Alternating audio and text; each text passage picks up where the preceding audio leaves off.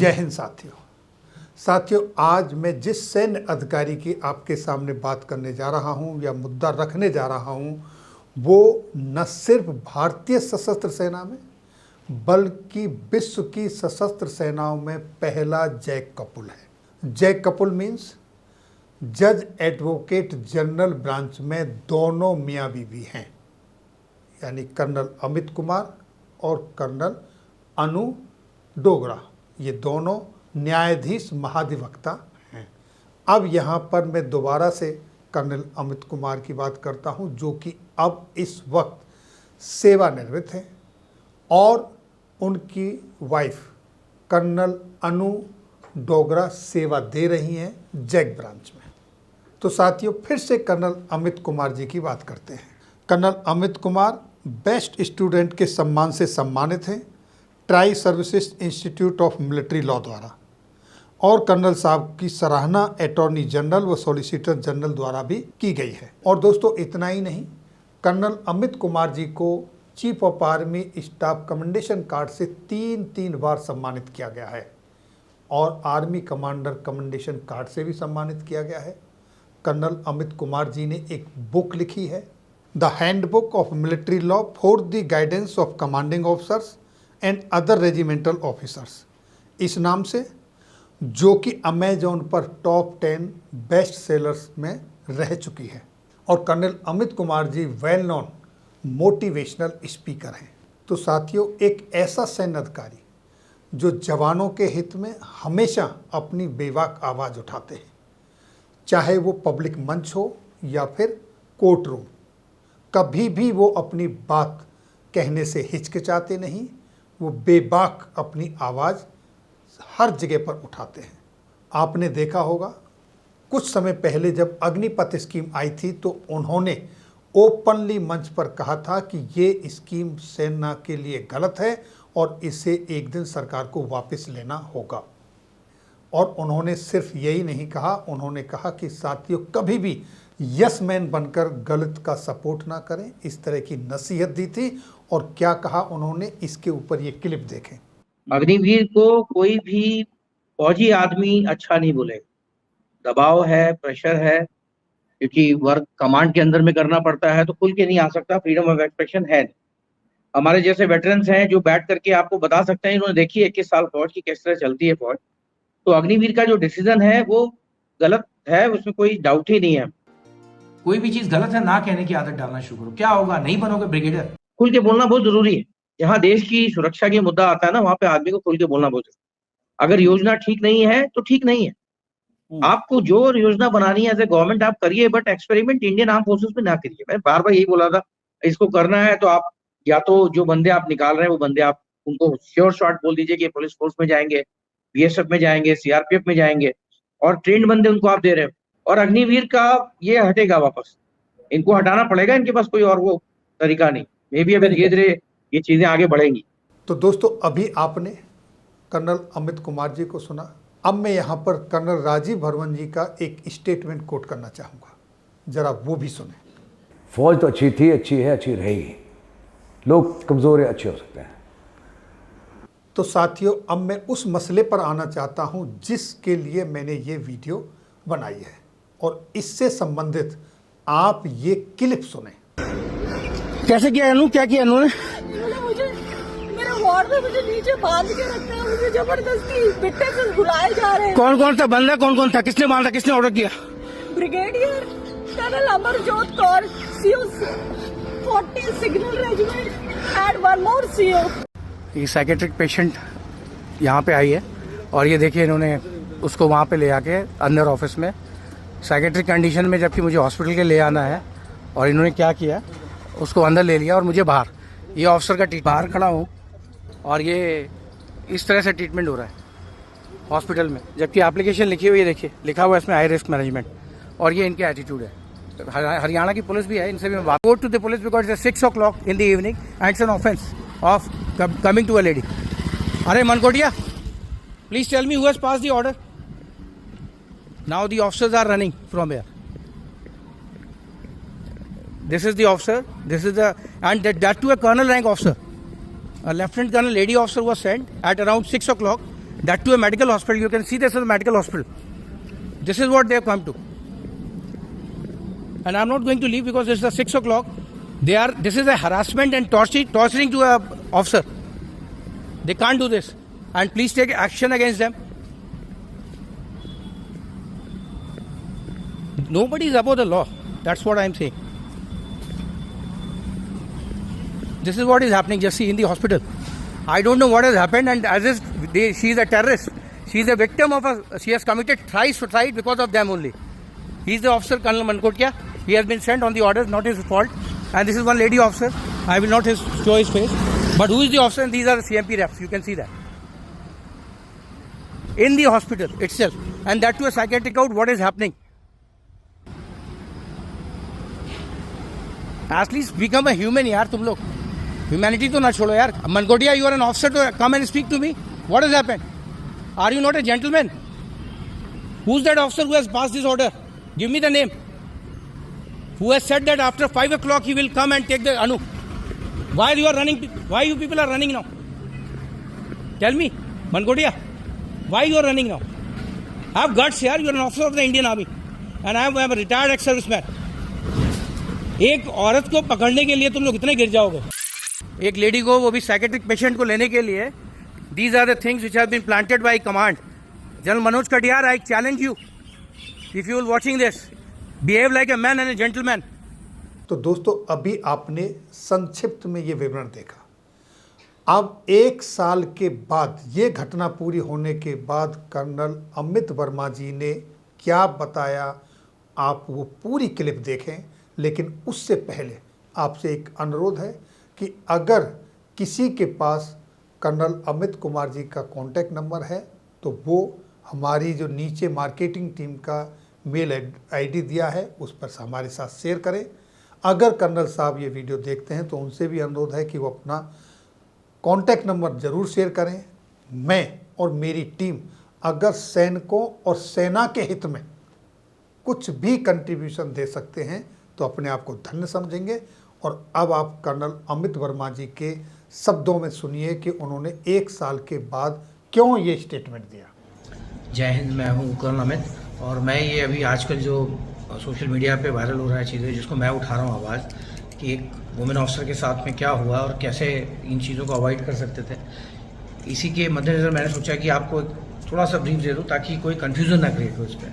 ये एक ऐसा केस है जहाँ पे एक personal family dispute, financial dispute, जिसमें मिलिट्री एस्पेक्ट नहीं, कोई मिलिट्री एट्रीब्यूटेबिलिटी नहीं है, और जिसके बारे में एंटिसिपेशन में सूचना पहले दे दी जा चुकी थी. 1 अगस्त को शायद एंटिसिपेटेड है कि कोई बंदे से हमें थ्रेट है, पर इतना ज़्यादा पक्का नहीं था कि वो 8 अगस्त को हो जाएगा. और 8 अगस्त को पहले होने के बाद में जब वो कुरियर बन के डिस्गाइज करके आया घर में, उसको वापस भेजा गया और वह धक्का दे करके, जैसे भी मेड और वुमेन ऑफिसर ने, उसके नेक्स्ट टाइम में FIR और जो भी है, क्योंकि 45-30 मिनट्स बाद भी की समझाया भी गया, बट दोबारा वाले रात में जैसे ही उसको बंदे को दूसरी बार एंट्री ली, उसको पकड़ा गया, और उसको पकड़ने के बाद में उस बंदे ने डर के मारे कि मेरे को कहीं ये फौजी मार ना दें, पिटाई से बचने के लिए उसने ब्लेड मारा अपने गले पे, और उसके बाद उसको एडमिट कराया. एडमिट कराने के बाद में FIR रजिस्टर्ड हुई. जो हमारी कंप्लेंट पहले वाली 8 अगस्त की थी, वो 12 अगस्त को उन्होंने मेडिकल मेडल का होने के बाद में करा दी. अब इस पर एक कोर्ट ऑफ इंक्वायरी ऑर्डर हुई वहीं पे कोर्ट में. अब ये कोर्ट ऑफ इंक्वायरी का सिलसिला पहले समझिए. ये एक छोटा सा डिस्प्यूट है, इसमें एक ब्रिगेडियर लेवल की इंक्वायरी करवा दी. क्यों? क्योंकि उससे पहले के कुछ वाक़यात आपको मालूम होने ज़रूरी हैं जो इससे बहुत अटैच्ड है. पहली चीज़, 9 कोर में कुछ गड़बड़ चल रहा था, कुछ ब्रिगेड और जो GOC थे उनके आपस में नहीं बन रही थी. मैडम को बोला गया कि आप इनको सस्पेंशन के लिए बोलिए, तो मैडम ने बोल दिया रूल के तहत नहीं हो सकता, और उसके बीच में वो नाराज़गी थी. फिर जो वहाँ पे कुछ फाइनेंशियल डिस्प्यूट था, क्या था उसमें, इंक्वायरी कमांड की होनी चाहिए. हमेशा जैसे हेडक्वार्टर में होता है उससे एक चैनल अप होती है, बट वो एडवाइस कौन देगा? वो DGAC देगा. तो उनको जब पता लग गया कि DGAC ये एडवाइस नहीं देंगी, तो उन्होंने इस फैमिली डिस्प्यूट जो ये चल रहा था इसमें इनको इंक्वायरी में लगा दिया कि इनको यहाँ पे डिटैच करते हैं. उधर ब्रिगेड जिसको इस इंक्वायरी में देना था अपना एडवाइस, वो ब्रिगेड को इनकी फाइल से हटा दिया. तो दोनों को अलग, ब्रिगेड को अलग कर दिया जिसको बताना था किस लेवल की इंक्वायरी होगी, और इनको अलग जिसको बताना था कि कौन से लेवल की इंक्वायरी ऊपर होगी. और इन सब में ब्रिगेडियर प्रभु जो पहले से अगर आपको याद दिलाऊं, थोड़े दिन पहले, साल पहले, वुमेन क्रश केस था जिसमें वो जज एडवोकेट थे, मैडम को रात में 2 साल के बच्चे के साथ मूव कराया था और उसके बाद हम सुप्रीम कोर्ट गए थे। सुप्रीम कोर्ट ने बोला भी था don't victimise this women officer. तो ये वो था, उस समय जो डीजैक थे ब्रिगेडियर संदीप थे जिनके खिलाफ हमने केस किया था, जज एडवोकेट यही थे। तो ये दोनों में एक ब्रिगेडियर प्रभु यहाँ पे आते हैं सदर्न कमांड का डीजैक बन के और उधर वो जैक बन जाते हैं। तो जाहिर बात है जिस दिन से आए उससे पहले मैडम को कमेंडेशन कार्ड मिला चीफ का, और जिस दिन से आए हैं सबसे पहले उन्होंने उनको वहाँ डिटेल किया जहाँ मैं डिफेंस काउंसिल, एम्बेरस करने के लिए। उसके बाद 7 महीने वो कोर्ट मार्शल पालमपुर में कर रही थी, बच्चे को वहाँ छोड़ना, 6 बजे जाना और वापस आना, ये चल रहा था। इस सिलसिले में जब इंक्वायरी होती तो विक्टिम जो है कौन है, विक्टिम और कंप्लेनेंट तो वही है जिसके घर में हादसा हुआ है और 354 क्राइम अगेंस्ट वुमेन है। तो जब ये इंक्वायरी स्टार्ट हुई और ब्रिगेडियर लेवल की हुई तो हम जैग वाले हैं, हमें तो इतनी अक्ल है ही है कि कुछ ना कुछ इसमें इम्प्लीकेशन या कुछ ना कुछ स्मेल आ गई थी हमें। तो 14 अगस्त को जब मैंने पहला लेटर लिखा, वो स्टेशन कमांडर को लिखा कि भाई identity of victim should not be revealed, ये लेटर मेरा है। और 14 अगस्त के लेटर के बाद में इन्होंने सबसे पहले 12 अगस्त को इंक्वायरी ऑर्डर की। 12 अगस्त के दिन क्या क्या काम हो वो समझने वाली जरूरत। 12 अगस्त के दिन इंक्वायरी होती है, 12 अगस्त के दिन डिटेलमेंट होता है एक दूसरे ऑफिस से। डिटेलमेंट के बाद 12 अगस्त को बंदा प्रिसाइडिंग ऑफिसर वहाँ जाता है। 12 अगस्त को ही मेंबर्स एक दूसरे से मिलते हैं। 12 अगस्त को ही एक विटनेस सुना जाता है जो 48 पेज का एग्जिबिट देता है, 10 पेज का विटनेस देता, अपना स्टेटमेंट देता है। फिर इसका विटनेस खत्म होने के बाद 12 अगस्त को ही पुलिस कस्टडी पूरी कोर्ट ऑफ इंक्वायरी पहुंच जाती है और पुलिस कस्टडी में स्टेटमेंट एक्यूज का लेने जाती है। ये 12 अगस्त के दिन ये सारी चीज़ें हुई हैं, इससे क्लियरली है कि इम्प्लीकेशन या फिर कुछ बायसनेस है। अदरवाइज कोर्ट का एक तरीका है, सम्मन देता है सिविल के थ्रू, 135 सेक्शन है। दूसरा जो पहले आप जो भी आपके सामने आप उसको पढ़ेंगे, सोचेंगे, मंथन करेंगे, उसके बाद आगे देखेंगे। तीसरा ये कि भाई पहला विटनेस तो रजिस्टर्स वगैरह होने चाहिए और जो बंदे हैं वहाँ पे गार्ड के उनको दुखना चाहिए। खैर इसके बाद सहायक पार्टीज को भी एग्जामिन किया जाता है और मेड को भी एग्जामिन किया जाता है और उसके बाद फिर मैडम को एग्जामिन किया जाता है। इस दौरान तक आइडेंटिटी रिवील होती है, मैडम्स के related personal private question presiding officer पूछता है। जब मुझे पता लगता है ये सब, मेरा मेड मेरे को कंप्लेन करती है और रात में 6 बजे के बाद उसको बुला करके उसका 8-9 बजे तक छोड़ना, वो जो कि गलत है, इन सब चीज़ों को मैं उठाता हूँ 15 अगस्त के लेटर पे और ये जीओसी कोर को देता हूँ। बाय द टाइम हमें ये नहीं मालूम था कि जीओसी कोर ही इसमें मेन भूमिका निभा रहा है। जब कोर को देते हैं कोई एक्शन नहीं होता। अब इसी बीच में हमें पता लगता है कि ये कुछ बंदे जो हैं वहाँ जाके सीएमपी के एक्यूज से बात कर रहे थे, उसको गुमराह कर रहे थे कि आप इसको कुछ बोलिए, ऐसे बोलिए ताकि आप भी बच जाएं, लेकिन एक्यूज नहीं मानता है, वो थोड़ी रेस्पेक्ट रखता है बिकॉज है तो फैमिली फ्रेंड। यहाँ आने के बाद में अब जो होता है वो देखने वाली चीज़ है कि 15 अगस्त को जब मैडम को बुलाया जाता है तो मैडम सारे क्वेश्चन जो प्राइवेसी के होते हैं नहीं बताती हैं, उनको बोलती हैं भाई क्रिमिनल कोर्ट में पुलिस इन्वेस्टिगेशन चल रही है, और जो कि सही बात है, जहाँ पे केस चल रहा है वहाँ पे बताएंगे और कहीं नहीं बताएंगे। ये करने के बाद मैडम उसमें दोनों लेटर हमारे लगा देती हैं, जिसमें प्रिसाइडिंग ऑफिसर की कंप्लेन भी उसी लेटर में होती है कि भाई आप ये क्वेश्चंस अपने आप से कैसे पूछ रहे हो, किसी ने कंप्लेन नहीं की, किसी ने कुछ नहीं किया। और उसी दौरान हमें ये भी पता लगता है कि भाई अभी तक इनको बताया ही नहीं, जो पहला विटनेस सीएमपी था कि हमने 1 अगस्त को उनको हस्बैंड वाइफ दोनों ने कॉल करके बता दिया था कि ऐसा कुछ है। हमारा उनसे कोई झगड़ा वगड़ा नहीं है, बट एक फैक्ट है जो बहुत इंपॉर्टेंट था, जिसकी वजह से ये ज़्यादा चीज़ें ब्लोन आउट ऑफ प्रोपोर्शन नहीं होती, वहीं खत्म हो जाती बात। अब इसके होने के बाद में 15 अगस्त के बाद मैडम बैठ गई, सब कुछ खत्म हो गया। बट हमने 22 अगस्त को जब हम डिनर के लिए जा रहे थे, तब हम गाड़ी लेके जब हम अपनी जा रहे थे तो ब्रिगेड कर्नल है और भी ऑफिसर्स थे हमारे साथ में। हम जब निकले बाहर तो एक जेसीओ 4 अदर रैंक्स ने हमें भेज लिया, बोला कि आप नहीं जा सकते, मैडम के लिए ये है और वो है, इंस्ट्रक्शंस हैं ये वो। देखने के बाद मैं गेट पे देखता हूँ चिट लगी हुई है मैडम के नाम की, जिसमें कन्फाइनमेंट इंस्ट्रक्शंस लगे हुए हैं, साथ में मेड का भी नाम, उसका भी नाम। ये एक बहुत ही इल ट्रीटमेंट भी बोलेंगे और बहुत गलत ऑफेंस, डिफेमेशन है ये, जवान जैसे उसके सामने, और बिल्कुल क्लियर कट केस था। तो मैंने उसकी फ़ोटो खींची, फ़ोटो खींचने के बाद मैंने 22 अगस्त को लेटर लिखा और बोला कि ये बिल्कुल गलत है। उसके बाद हमें और भी चीज़ें पता लगी कि जब एफआईआर होनी थी तब भी उनको रोका गया था, ऐसे बारिश के टाइम में 20-25 मिनट गेट पर रोका गया। तो इन सब के सीसीटीवी फुटेज रखने चाहिए थे डेट के, बहुत इंपॉर्टेंट है, नहीं हुआ। हमारे इस लेटर को देखने के बाद में जब हमने बोला कि ये किसने किया है, तो बताया लगा कि जो कन्वीनिंग अथॉरिटी है, स्टेशन कमांडर ब्रिगेड अजय होगा, ये उन्होंने किया। अब ये समझ में नहीं आया कि वो क्यों कर रहे हैं, और इंस्ट्रक्शन को पास किसने किया, एग्जीक्यूशन किया वहाँ के सीएमपी के बंदों ने, और ये जो सीएमपी के जो अपने ऑफशेडिंग उस हिसाब से उस समय कर्नल सल्दाना इन्होंने किया। ये एग्जीक्यूशन अनलॉफुल कमांड होती है, ऐसा कोई ऑर्डर कोई पास नहीं कर सकता फौज में, और अगर हो जाता है उसके शायद आंसर भी आता है तो इल ट्रीटमेंट और सबऑर्डिनेट हो जाता है, प्लस डिफेमेशन तो है ही है। खैर वो सब हमने उनको फ़ोन किया, उन्होंने फ़ोन रख दिया, बात नहीं की, मैडम को भी उन्होंने नहीं किया। हमने इसकी कंप्लेन जब करी कंप्लेन के बाद लोग बौखलाए। फिर हमने भी थोड़ा सा वो किया कि आखिर ऐसा क्यों हो रहा है हमारे साथ में। तो बाद में पता लगा कि कुछ सीएमपी के बंदे जा करके कुछ बोल के गए, 2 लोग हैं, नायक मुकेश और आई थिंक हवलदार राजकुमार ऐसे करके कोई नाम है। ये दोनों वहाँ पे पुलिस स्टेशन भी गए थे। जो इंक्वायरी 12 अगस्त को जो ऑफशीटिंग सीओसीएमपी विटनेस थे, वो पुलिस वालों से मैडम के क्राइम अगेंस्ट विक्टिम जो रिकॉर्ड्स होते हैं वो मंगाए उन्होंने, बता करके कि मैं इन्वेस्टिगेटिंग ऑफिसर हूँ, जो कि फर्जी है, गलत है, नहीं कर सकते, किसी का डिटेल नहीं मांग सकते। बट उन्होंने सारे रिकॉर्ड्स मंगाए अपने बंदे से, ये गुमराह करके पुलिस को। फिर ये पता लगने के बाद ये भी पता लगा कि वो बंदे वहाँ पे गए थे।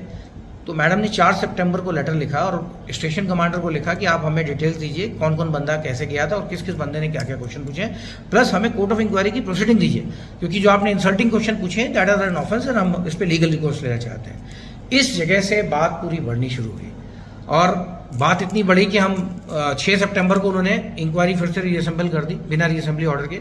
और रीअसेंबल में जो लेडी मेंबर हैं वो लेडी मेंबर उसमें से हट जाती हैं, केवल 2 मेंबर ही करते हैं, एक कर्नल साहब और एक बीडे साहब।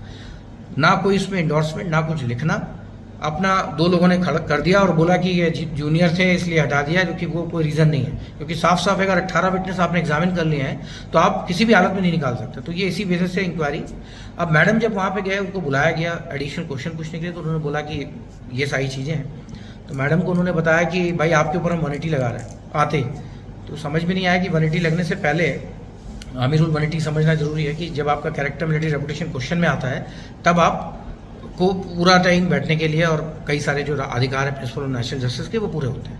ये करने के बाद पता लगा कि आपने जैसे ही बोला तो मैडम ने कहा ठीक है, पॉलिसी लेटर है 184 आर्मी रूल है प्लस पॉलिसी लेटर है 2013 का, जिसके बेस में कोर्ट को बताना पड़ेगा कि मेरे अगेंस्ट क्या है, तभी तो मैं आगे डिफेंड कर पाऊंगी। कोर्ट ने बोला नहीं, ये मैं नहीं बता सकता, ये मुझे डीजैक कमांड ने यानी कि ब्रिगेडियर प्रभु ने बोला है। और ये नोटिस उसकी स्टेटमेंट में मैडम ने डाला है, जिसका कोई आंसर नहीं दिया कोर्ट ने, उसको वैसे के वैसे रखा है। मैडम ने बोला जब तक आप बताएंगे नहीं हम इसमें पार्टिसिपेट नहीं करेंगे, और कोई भी क्वेश्चन जो रिलेटेड नहीं है फैक्ट के।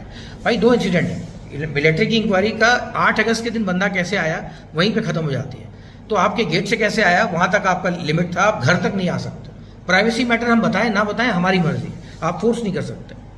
आपने क्या किया कि इधर हमने कंप्लेन आपकी लगातार की, फिर 6 सितंबर को फिर मैडम ने कंप्लेन की जीओसी को, जीओसी ने कोई आंसर नहीं दिया। 12 सितंबर 10 सितंबर को की, कोई आंसर नहीं। 12 सितंबर को की राइटिंग में, कोई आंसर नहीं। 12 सितंबर को जैक के पास जाती है कंप्लेन, जैक साहब वहां से लिख के भेजते हैं कि it is a personal case, we can't advise. वो लेटर भी ग्राउंड पे है, जो कि मतलब बड़ा ही, जिसमें केवल ये बोला गया था कि भाई पॉलिसी लेटर को फॉलो करना है। उन्होंने ये भी नहीं बोला कि however the policy letter stands. तो यहाँ से और चीज़ें गड़बड़ होनी शुरू हुई। और इसके बाद हम पुलिस में जाते हैं, मेजर एस के शर्मा का जजमेंट है, जब आपका कोई नहीं सुनता तो मजिस्ट्रेट जिसके पास जुरिसडिक्शन है आप उसके पास जा सकते हैं। और अकॉर्डिंगली मेजर एस के शर्मा के तहत हमने एफआईआर का पहला कंप्लेंट डाला। वो कंप्लेंट में कोई एक्शन नहीं हुआ, दिसंबर जनवरी हो गया, हमने विटनेस भी दिए लेकिन सारे रिकॉर्ड भी दिए लेकिन कुछ नहीं हुआ। जब एक्शन नहीं हुआ तो फिर हमने 156(3) अप्लाई किया, एसपी और डीआईजी सबको लेटर भेजा, कोई एक्शन नहीं। जब हम मजिस्ट्रेट के पास गए, सीजीएम के पास में 30 जनवरी को लगा, उन्होंने स्टेटस रिपोर्ट वगैरह मांगी, सारा कुछ रिकॉर्ड पे आया, तब हमें पता लगा कि कोर्ट ऑफ इंक्वायरी 18 नवंबर को खत्म हो गई थी। पुलिस वालों ने इनको 5 दिसंबर को 29 नवंबर को लेटर लिखा था कि भाई आप बताएं इसका आपके खिलाफ कंप्लेन आई है। उसका आंसर इनका जो ब्रिगेडियर अजय हुड्डा है वो देते हैं उनके स्टाफ ऑफिसर कि भाई inquiry is in progress and she can come here, जबकि क्रिमिनल ऑफेंसेस हैं बड़े। मैं इसको आर्ग्यू करता हूँ, आर्ग्यू करने पे लर्न मजिस्ट्रेट जो है वहाँ पे ऑर्डर देती है और एफआईआर 33/2024 इन 4 लोगों के ऊपर होती है, ब्रिगेडियर प्रभु, ब्रिगेडियर अजय हुड्डा, ब्रिगेडियर विनय गुप्ता और ऑफशीटिंग लेफ्टिनेंट सल्दाना, प्लस अदर्स जो इन्वेस्टिगेशन के बाद में आते हैं, जिसमें जीओसी साहब भी आ सकते थे। 166 अल्फा उस समय लागू था, जिसके ऊपर अगर कोई क्राइम अगेंस्ट वुमेन, कोई भी वुमेन कंप्लेन करती है आपको कॉग्निजेंस लेना पड़ेगा, अगर आप नहीं लेते हैं तो आप एक ऑफेंस कमिट करते हैं। इस चीज़ का प्रेशर चल रहा था। अप्रैल में इन्होंने वहाँ पे वो डाला एक अपनी एप्लीकेशन क्वेश्चन की एप्लीकेशन में हमें कुछ पता नहीं लगा, इन्होंने एक्स पार्टी ऑर्डर लिया जिसमें कि कोर्ट ने बोला इनके साथ कोई भी वो हरकत नहीं की जाएगी और कोर्सिव एक्शन नहीं लिया जाएगा। और हमें पहली बार कोर्ट ऑफ इंक्वायरी की प्रोसीडिंग मिली रजिस्ट्रार के ऑफिस से मई में, आई थिंक 4 मई के आसपास। तब हमें पता लगा कि क्या क्या चीज़ें हुई हैं उसमें, किस तरह से विटनेस एग्जामिन हुए, रजिस्टर आए हैं, किस तरह से फर्ज किए गए डॉक्यूमेंट्स, और इसकी कोई भी सूचना हमें नहीं दी गई। अब रही बात इंक्वायरी टर्म्स ऑफ रेफरेंस पे होती है, टर्म्स ऑफ रेफरेंस पे आपका गेट पे आया, आप सिक्योरिटी लैब से खत्म, कंप्लेनेंट ये, विक्टिम ये, आप डायरेक्शन पास कर रहे हैं इनके ऊपर और उसमें ऐसी घिनौनी बात लिख रहे हैं, उसमें लिख रहे हैं जो कि एक्यूज भी नहीं बोल रहा है और कोई बंदा नहीं बोल रहा है। जब भी आप कोर्ट ऑफ इंक्वायरी की फाइंडिंग लिखते हैं आपको क्रेडिबिलिटी देखनी पड़ती है। 21 ईयर्स की क्रेडिबिलिटी देख रहे हो या एक्यूज की क्रेडिबिलिटी देख रहे हो।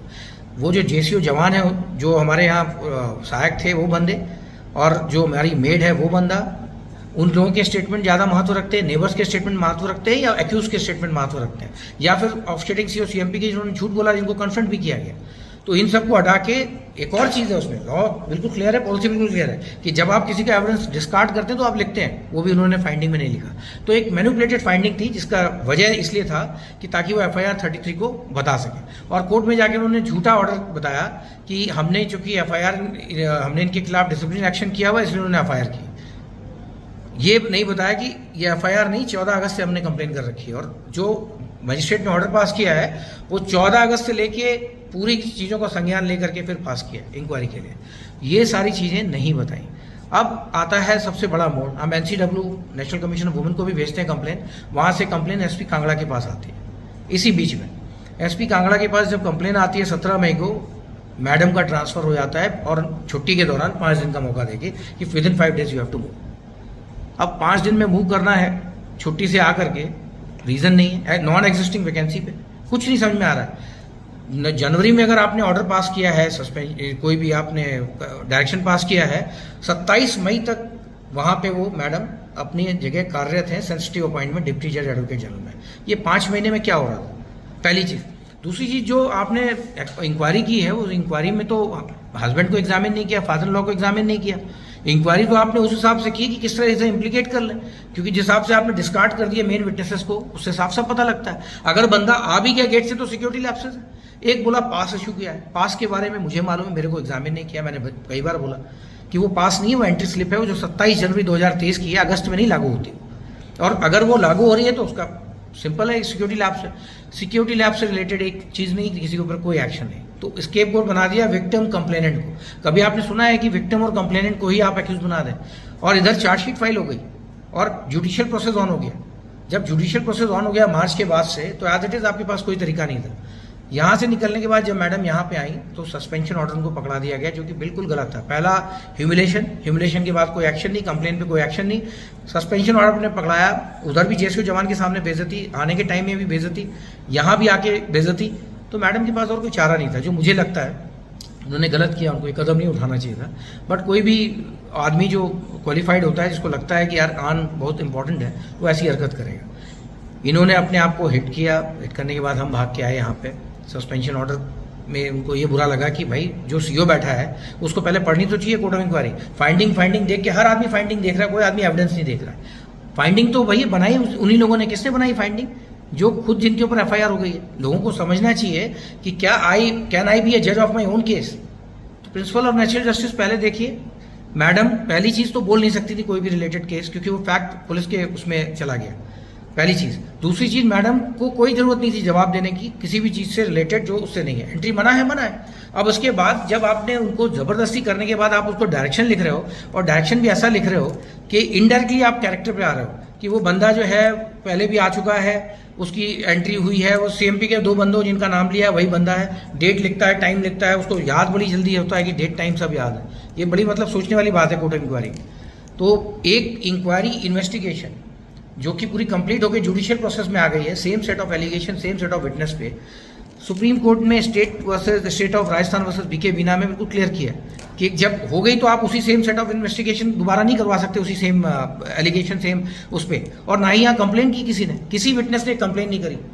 आपने तुरंत 8 चार्जेस बना दिए उस लेडी के खिलाफ कि बंदा अपने आप आया नहीं था, आया था और रात में भी रुका है कई दिनों।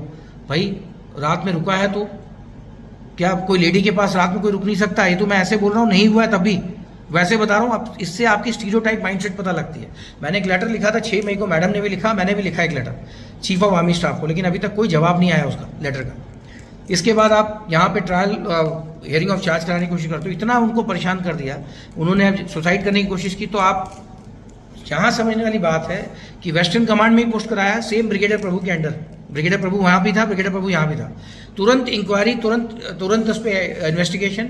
हमने उनको लिख के दिया कि भाई आप नहीं कर सकते क्योंकि प्रेजुडाइज हो जाएगा केस, वो वहाँ पे विक्टिम है, आप उसी फैक्ट पे कैसे आप यहाँ पे बुलवा सकते हैं?